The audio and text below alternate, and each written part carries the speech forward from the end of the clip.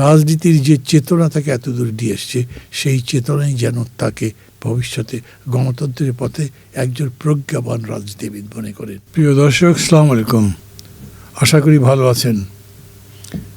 মনে করেছিলাম আজকে বিদ্যুৎ নিয়ে কথা বলবো। গত বেশ কিছুদিন ধরে বিদ্যুতের যে সংকট এবং এখন বলা যেতে পারে একেবারে নাকাল অবস্থা, তার উপরে কথা বলাটা জরুরি। কিন্তু ইতিমধ্যেই বাংলাদেশের 23তম রাষ্ট্রপতি হিসেবে ক্ষমতাসীন বিএনপির মহাসচিব মির্জা ফখরুল ইসলাম আলমগীর রাষ্ট্রপতি পদে মনোনয়ন পেয়েছেন। হঠাৎ করে মনে হয় যেন পরিস্থিতিটাই বদলে গেছে। সোশ্যাল মিডিয়া খুললেও যা পাবেন, টিভির মধ্যেও সব জায়গায় মির্জা ফখরুল নিয়ে কথা। আর রাষ্ট্রপতি নির্বাচন দেশের রাষ্ট্রের 1 নম্বর ব্যক্তি কে হবেন এটা নিয়ে সবার আগ্রহ তো থাকবেই। সেই কারণেই এই প্রসঙ্গটা বাদ দিয়ে যেতে পারছি না। প্রথমেই যারা মির্জা ফখরুল ইসলাম আলমগীরকে আন্তরিক অভিনন্দন। অনেক দিন থেকে চিনি ভদ্রলোককে, অনেক দিন বলতে একেবারে ধরেন রাজপথের আন্দোলনের মধ্যে থেকে চিনি। রাজনীতির পরতে পরতেই যতগুলো জটিল বাঁক আছে, মোড় আছে, তার সবগুলোতে তাকে চিনি। একজন নিপট ভদ্রলোক, একজন ভদ্র রাজনীতিবিদ হিসেবে সম্ভবত মির্জা ফখরুল ইসলামের নাম নির্দ্বিধায় যে কেউ প্রথমেই বলবেন। সেই মানুষ রাষ্ট্রপতির দায়িত্ব পাচ্ছেন, এটা সবার জন্য আনন্দের সংবাদ হবার কথা। সেই জন্যেই আমি তাকে অভিনন্দন জানাচ্ছি। কিন্তু অভিনন্দন জানাবার সাথে সাথে কথাও বলি, মির্জা ফখরুল ইসলাম আলমগীর খুবই ভালো মানুষ, ভদ্রলোক, কিন্তু রাজনীতি একেবারে ভালো মানুষই না। দেশ চালানোটা একেবারে সোজা সাপটা পথের না। এটার অনেক জটিল পথ আছে, কুটিল পথ আছে। এক ধরনের আরও ভালো করে যদি বলি তাহলে কূটনৈতিক বা ডিপ্লোম্যাটিক অনেক পথ থাকে। রাষ্ট্রপতি হবার পরে মির্জা ফখরুলকে সম্ভবত সবগুলো ডিপ্লোম্যাটকে বিট করতে হবে, তাদের সঙ্গে হাসি হাসি কথা বলতে হবে এবং হেসে হেসে ছবি তুলতে হবে। একটা সময় ছিল, বা এখনও আছে বলতে পারি, যখন বলা হতো যে দেশের রাষ্ট্রপতির কাজ কি, প্রধানমন্ত্রীর অনুমোদন ছাড়া কোনো কিছু করা তার সাধ্যের মধ্যে নেই। 1-2 কাজ করতে পারেন, সেটা এমন কোনো গুরুত্বপূর্ণ নয়। এই পরিস্থিতিতে মির্জা ফখরুল ইসলাম আলমগীর যখন যাচ্ছেন, এত বড় সক্রিয় একজন মানুষ, এতগুলো বছর ধরে রাজনীতির চষে বেরিয়েছেন, তিনি কি করবেন? কিভাবে তার দিন কাটবে? সারা দিন ওই বঙ্গভবনের মধ্যে বসে বসে বই পড়ে কাটাতে পারবেন তিনি? তা তো নয়, নিশ্চয়ই আরও অনেক কিছু করবেন। আমরা সেরকম দেখেছি, এপিজে আবুল কালামকে দেখেছি, আরও বড় বড় মানুষকে দেখেছি যারা দেশের রাষ্ট্রপতি ছিলেন এবং নিজেদের দায়িত্ব পালন করেছেন।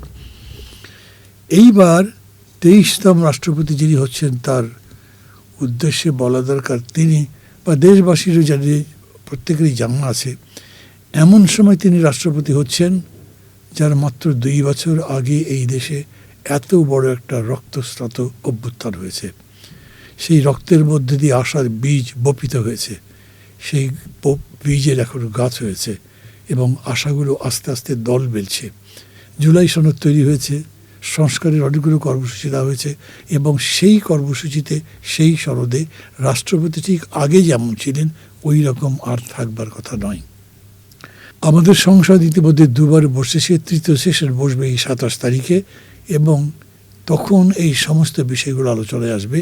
কি কি অনুচ্ছেদ কিংবা কি কি ধারা সংবিধানের মধ্যে যুক্ত হবে যাতে আমাদের ক্ষমতাকে আরও বেশি গণতন্ত্রায়িত করা যায়, যাতে ক্ষমতা নিরঙ্কুশ না হয়, যাতে এমন কিছু না হয় যাতে করে একটা ফ্যাসিবাদী ব্যবস্থা আবার পাকাপোক্তভাবে এই দেশে গেড়ে বসতে পারে। সেই ক্ষেত্রে রাষ্ট্রপতির দায়িত্ব অনেক বেড়েছে। আগে যেমন বলেছি, তার নির্দিষ্ট তেমন কোনো দায়িত্বই ছিল না, কেবল প্রধানমন্ত্রীর আজ্ঞাবহ একজন মানুষ ছাড়া। কিন্তু এখন অনেকগুলো বিষয়ে তাকে ক্ষমতা দেবার কথা বলা হয়েছে। যখন জুলাই সনদ প্রস্তুত করা হয় তখন এরকম বলা হয়েছিল, মানবাধিকার কমিশন, তথ্য কমিশন, প্রেস কাউন্সিল, আইন কমিশনের চেয়ারম্যান এবং সদস্যদের নিয়োগ দেবেন তিনি, ইন্ডিপেন্ডেন্ট অফ এনিবডি এলস। আগে যেমন ছিল না, প্রধানমন্ত্রীর অনুমোদন ক্রমে তিনি কাজটা করবেন, কিন্তু এখানে তা না। এখানে আমরা সবাই মিলে একমত হয়েছিলাম, মানে বিএনপি যারা ক্ষমতায় এখন আছেন তারাও একমত হয়েছিলেন যে হ্যাঁ, এই জায়গাগুলোতে রাষ্ট্রপতিকে নিরঙ্কুশ ক্ষমতা দেওয়া যেতে পারে। আরও প্রস্তাব ছিল বাংলাদেশ ব্যাংকের গভর্নর এবং এনার্জি রেগুলেটরি কমিশনের চেয়ারম্যান, এটাও তিনি নিজের ইচ্ছামতো নিয়োগ দিতে পারবেন। কিন্তু এই দুইটা প্রস্তাবে বিএনপি আপত্তি করে। আপত্তি কেন করেছে সেটা ঠিক আমি জানি না। আমি তো তার পক্ষে ছিলাম, আমার দল তার পক্ষে ছিল এবং মেজরিটি এটার পক্ষে ছিল। কিন্তু তারপরেও যেমন এনার্জি রেগুলেটরি কমিশনের ব্যাপারে তারা বলেছিলেন যে এটা দিলে মানে আমাদের জ্বালানি নিরাপত্তা বিঘ্নিত হতে পারে, জ্বালানি নিরাপত্তার ব্যাপারটা অন্য কারো কাছে চলে যেতে পারে, রাষ্ট্রের জন্যে সেটা বিপদসংকুল হতে পারে। আপনাদের মনে আছে বোধহয় একসময় তথ্য প্রবাহ নিয়ে এরকম হয়েছিল, যখন আমাদেরকে অপটিক্যাল ফাইবার লাইন দেবার প্রস্তাব করেছিল কোনো কোনো দেশ, আমাদের তথ্য প্রবাহ যাতে আরও স্মুথ হয়, আরও গতিশীল হয় তার জন্য বলেছিল। কিন্তু তখনও আমরা বলেছিলাম যে না, এতে করে রাষ্ট্রের নিরাপত্তা বিঘ্নিত হবে, সেই জন্য নিয়ে নেয়, যদিও পরে শত শত কোটি টাকা দিয়ে এটা আমাদেরকে তৈরি করতে হয়েছে। যাই হোক, এই দুটো তারা আপত্তি করেছেন বলে এটা হয়নি। কিন্তু তারপরেও এইখানে তার ভূমিকা আছে অনেকগুলো ইম্পর্টেন্ট মনোনয়নে, মানে খুবই গুরুত্বপূর্ণ রাষ্ট্রের জন্যে, দেশ নির্মাণে, দেশের গণতন্ত্র নির্মাণে দায়িত্ব পালন করবার ক্ষেত্রে ভালোভাবে সে কমিটি হবে, যেমন 2 জন 3 জন 5 জন এরকম কমিটি হবে, যার মধ্যে রাষ্ট্রপতি প্রায় সব জায়গাতে থাকবেন।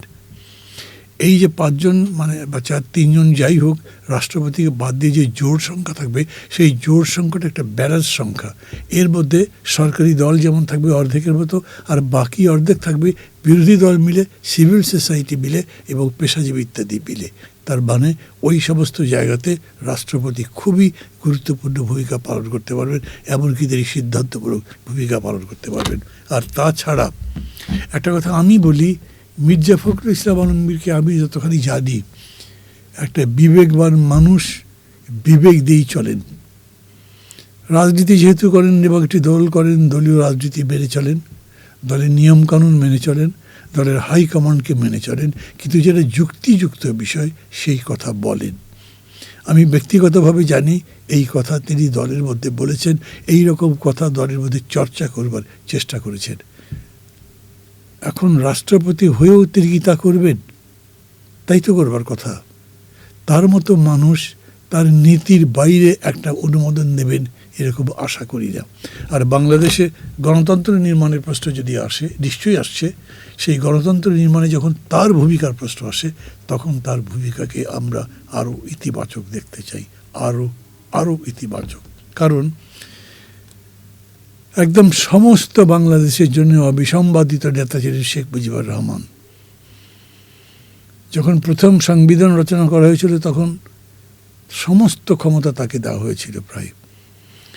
সংবিধানের রচয়িতা ছিলেন ডক্টর কামাল হোসেন। তাকে জিজ্ঞেস করা হয়েছিল যে এটা কীরকম করে একটা গণতান্ত্রিক দেশে গণতান্ত্রিক সংবিধানে এক ব্যক্তির হাতে এত ক্ষমতা কেন দিয়েছেন?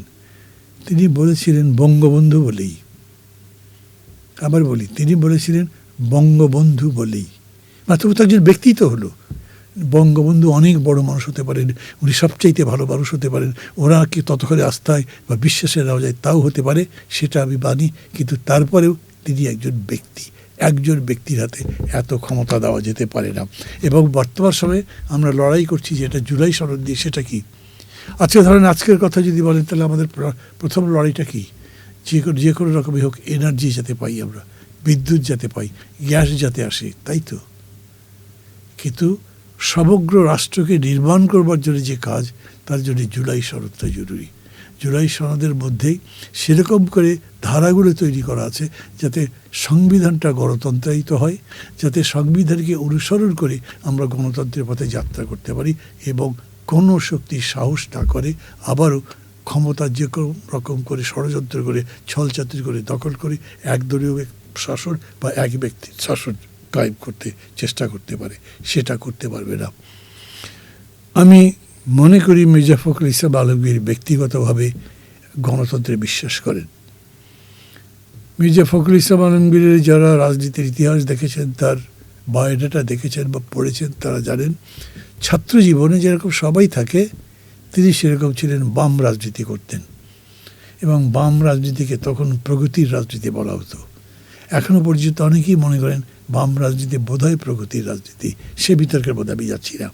বাম হলেই প্রগতিশীল আর ডান হলে প্রতিক্রিয়াশীল কি না এই বিতর্ক তো করাই যেতে পারে, কিন্তু মির্জা ফখরুল ইসলাম আলমগীর এখনও পর্যন্ত প্রগতিশীল চিন্তাভাবনা করেন বলে মনে হয়। প্রশ্ন হচ্ছে যখন একটা বিতর্ক সামনে আসবে, যখন একটা বড় প্রশ্ন সামনে আসবে, দেশ আগে, গণতন্ত্র আগে, এটা কি ব্যক্তি, এটা কি দল, তখন তিনি কি করবেন? রাষ্ট্রপতি যখন হবেন তিনি জানেন নিশ্চয়ই, মির্জা ফখরুল ইসলাম আলমগীর এর মধ্যেই তার নমিনেশন পেপার জমা দিয়েছেন। জমা দেওয়ার আগে তিনি মন্ত্রিত্ব থেকে পদত্যাগ করেছেন এবং দলের সমস্ত দায়িত্ব থেকে পদত্যাগ করেছেন। কেন? কারণ হচ্ছে এটা নিশ্চিত হতে চাই আমরা যে তিনি কোনো দলের নন, তিনি কোনো গ্রুপের নন। যে রাষ্ট্রপতি হবেন তিনি সমস্ত রাষ্ট্রে কর্ণধার, এক নম্বর লোক, তার মধ্যে কোনো দলবাজি, দলের চিন্তা থাকতে পারে না। সেই দিক বিবেচনা করেই তার কাছে প্রত্যাশা করাই যেতে পারে যে তিনি দলের নন, সমগ্র রাষ্ট্রের হবেন। আর সমগ্র রাষ্ট্রের মানে এটা গণতান্ত্রিক রাষ্ট্রের হবেন, তার মানে গণতন্ত্রের জন্য হবেন। আমরা সেই পথে যেতে চাই, তার জন্যে আমাদের হাজারো শুভেচ্ছা এবং তার জন্য সব ধরনের শুভকামনা। আমি চাই মির্জা ফখরুল ইসলাম আলমগীরের সঙ্গে এর মধ্যে দেখা হতে পারবে কিনা আমি জানি না। হ্যাঁ, চেষ্টা করে তো দেখা হবেই, কিন্তু তাকে এখন বিরক্ত করা উচিত হবে কিনা তা জানি না। এই যে আজকের এই অনুষ্ঠানটা করছি, এই অনুষ্ঠানের কথা তার কাছে যাবে কিনা তাও জানি না। ব্যক্তিগতভাবে ফোন করে যে কথা বলতে পারবো তারও নিশ্চয়তা কিন্তু আমি বিশ্বাস করি। রাজনীতির যে চেতনা তাকে এত দূর দিয়ে এসছে, সেই চেতনাই যেন তাকে ভবিষ্যতে গণতন্ত্রের পথে একজন প্রজ্ঞাবান রাজনীতিবিদ মনে করেন। ভালো থাকবেন সবাই, খোদা হাফেজ।